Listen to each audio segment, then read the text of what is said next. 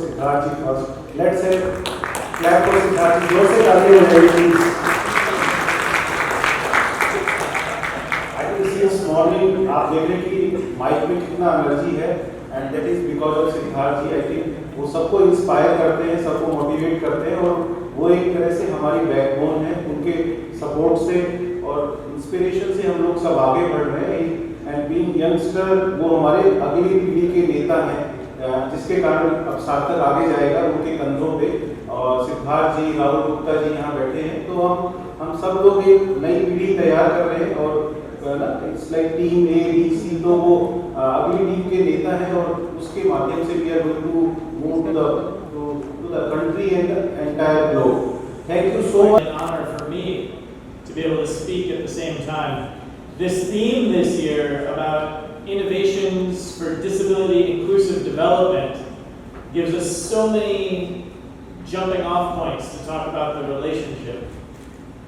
As my friend said, we are at a great moment in our bilateral relationship between the US and India. This wonderful visit of Prime Minister Modi to the White House 3 weeks ago is just the latest, and I don't think will be the last, in the excellent steps of building a bilateral relationship based on shared affection, shared values, populations that understand and like each other and share the same goals in the world. A world that's free and open and prosperous.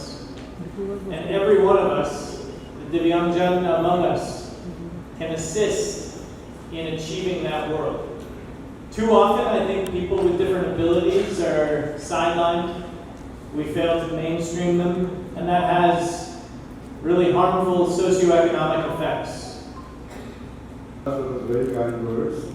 May I also extend my personal word of welcome to distinguished guests on the dais and those off the dais here. It's been a lovely session so far, and a great pleasure to hear people from the industry, people from the diplomats, and from all walks of business, all walks of life. Friends, to my mind, the world today faces two problems, which are the biggest problems. The first problem is sustainability arising from climate change, and we're all aware what climate change is doing to the world today. And I think the second problem is inclusivity. Inclusivity, of course, has many dimensions. Inclusivity में सब आ जाता है कि देश, अमीर देश, गरीब देश, देश के अंदर गरीब स्टेट, अमीर स्टेट, अमीर लोग, गरीब लोग. और लेकिन जो इस सेशन में इम्पॉर्टेंट है वो है कि inclusivity of people with disabilities, दिव्यांगजन. बहुत सारे और 10-15 डायमेंशन में नेम कर सकता हूँ. इसके ऊपर मैं लिखता भी रहता हूँ, सस्टेनेबिलिटी और इंक्लूसिविटी के ऊपर. एक बिजनेस वर्ल्ड में रेगुलर कॉलम पिछले 8-9-10 महीने से चल रहा है मेरा उसमें. तो जो पीपल विद डिसेबिलिटीज हैं, पहले मैं आपके साथ ये शेयर करना चाहता हूँ कि कितने लोग, मैं उस पर आऊँगा सार्थक की जर्नी पे, लेकिन 2 मिनट पहले उससे लूँगा. कितने Sarthak for 15 years. Right. So, yeah, absolutely. I'm so happy to be here today with Sarthak Educational Trust, celebrating 15 years of working with and supporting the Divyangjan community. This is something that we share as a value and an aspiration between our two countries, between India and the United States, to support the inclusion of everyone in society, and ways that in both of our countries we can activate and bring the Divyangjan community into the economy, politics, society. It's going to make our countries stronger and reflect those values that we aspire to around the entire world. Sir, आप क्या कहना चाहेंगे? सार्थक को 15 साल हो गए, साथ ही आज जो है ज्ञान सारथी नाम का जो ऐप है वो लॉन्च किया गया है, जो कि बहुत ज़्यादा यूज़फुल होने वाला है. सो क्या कहना चाहेंगे? सबसे पहले मैं सबसे पहले अपना जो सार्थक टीम है उनको बधाई देना चाहूँगा 50th एनिवर्सरी के लिए. और जिस तरह से उन्होंने 15 साल में काम किया है, ये बहुत ही अच्छा काम किया है देश में. ये जो मूवमेंट शुरू किया है कि किस तरह से जो हमारे डिसेबल्ड बच्चे हैं उन लोग को इन्वॉल्व किया जाए, मेन स्ट्रीम में। हम टाटा पावर की तरफ से इनके साथ 2016 से जुड़े हुए हैं। पिछले 7 सालों में हम वोकेशनल ट्रेनिंग इंस्टीट्यूट्स इनके जो चलते हैं उसके साथ जुड़े हुए हैं कि कैसे वहाँ पे लोगों को काम सिखाया जाए। इसके साथ साथ हमने जो अभी ओलंपिक्स हुआ था गेट्स इन फ्रांस में, उसमें हमने उनको सपोर्ट किया था और हमारे बच्चे वहाँ पे किस तरह से मेडल्स जीत के आए हैं और विजिबिलिटी बढ़ गया है। आज एस्पिरेशनल हो रहा है और भी लोगों के लिए कि आप यदि डिसेबल्ड हैं तो इसका मतलब ये नहीं है, दिव्यांग हैं तो आप ये नहीं सोचिए कि आप कमज़ोर हैं। आप कहीं पे भी जाके आप मेडल जीत सकते हैं, अच्छा काम अपना कर सकते हैं। तो ये एक बहुत अच्छा हमारा एसोसिएशन रहा है, पार्टनरशिप रहा है और ये आगे भी हम उनके साथ जुड़े रहेंगे ताकि हम इस मुहिम को आगे ले जाएं। और जो इनिशिएटिव है स्पेशली ओलंपिक्स का, जो ये इंटरनेशनल इवेंट होने वाला है 2027 में, उसमें हम उनके साथ जुड़ेंगे और किस तरह से हम लोगों को ट्रेन करेंगे ताकि हम बेहतर परफॉर्मेंस दिखा पाएँ इन दी नेक्स्ट ओलंपिक्स। साल की ये जर्नी क्या कहना चाहेंगे? First of all I would like to congratulate Sarthak. उन्होंने जो काम किया है वो बहुत बढ़िया काम है and from whatever I learn from Sarthak's vision and mission, they have kept to it. ये बहुत कठिन काम है और हम वर्ल्ड ट्रेड सेंटर से चाहते हैं, मैंने हमारे चेयरमैन को भी रिक्वेस्ट किया है कि हमारे यहाँ ऑलरेडी एक स्किल सेंटर है और स्किल सेंटर में हम बहुत सारे स्किल्स ट्रेनिंग देते हैं, तो हम डिसेबल्ड को भी देना चाहते हैं। जो PWD के जो भी लोग हैं उनको भी हम ऐसा चाहते हैं कि यहाँ पे आके या इनके ई-लर्निंग के माध्यम से भी हम कुछ ट्रेनिंग प्रोग्राम्स कर सकते हैं। इसकी बातचीत चल रही है हमारी उनके साथ, जो शायद in the next 2-3 months we will be able to come to a conclusion and introduce all those courses whatever we can from World Trade Center. With the permission of my chairman, I would like to I'm always there.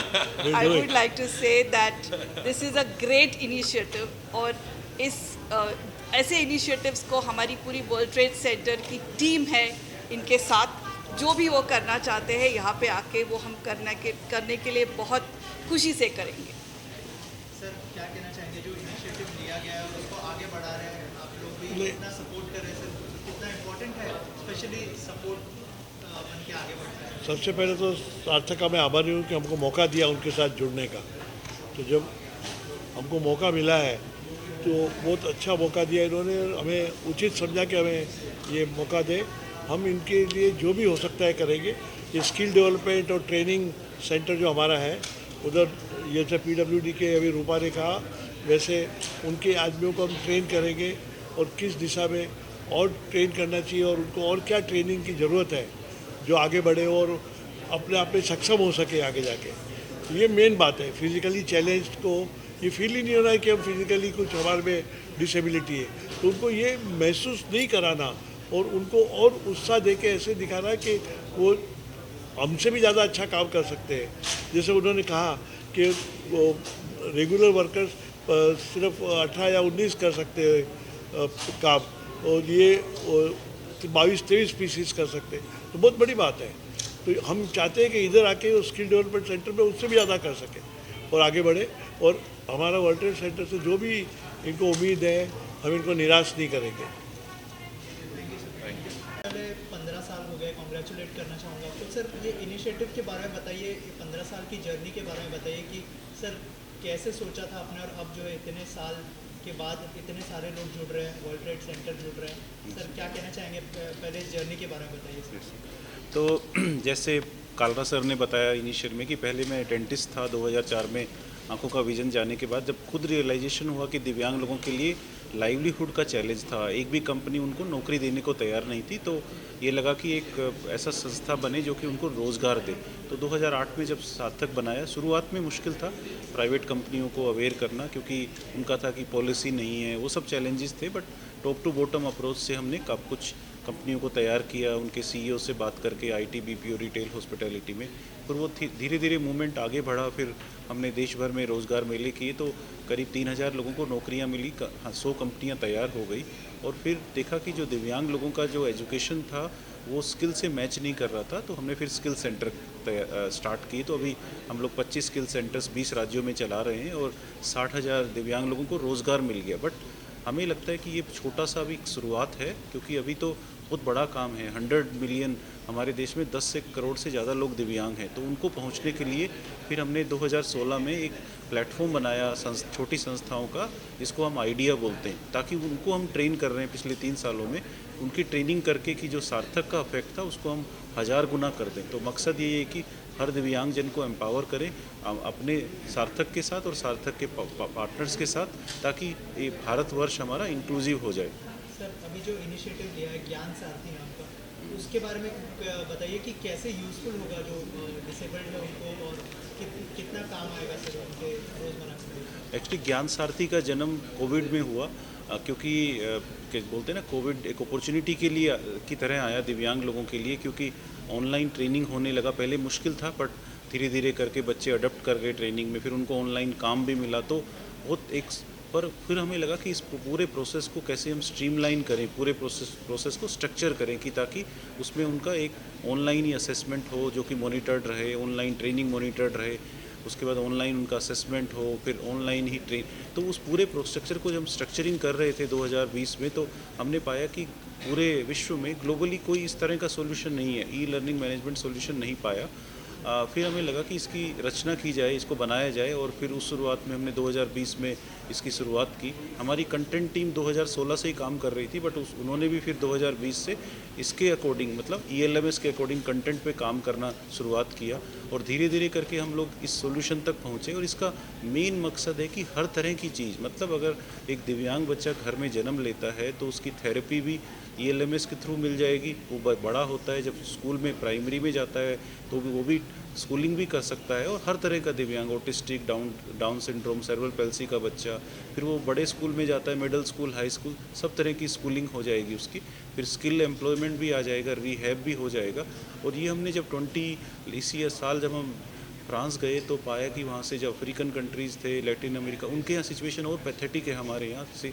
तो हमने उनको बताया तो वो दे were very much interested. तो मेरे को लगता है ये ELMS, हमें लगता है कि ज्ञान सारथी जो है माइलस्टोन होगा दिव्यांग लोगों के जीवन के लिए। जीवन में आने वाले वर्षों में ये जो है हमारे देश के गांव के दिव्यांग को और इस तरह के कंट्रीज़ के दिव्यांगजनों के लिए एक तरह से पूरी बहुत सपोर्ट करेगा, उनके रिहेबिलिटेशन के लिए, उनकी स्किलिंग के लिए, एजुकेशन के लिए और एम्प्लॉयमेंट के लिए।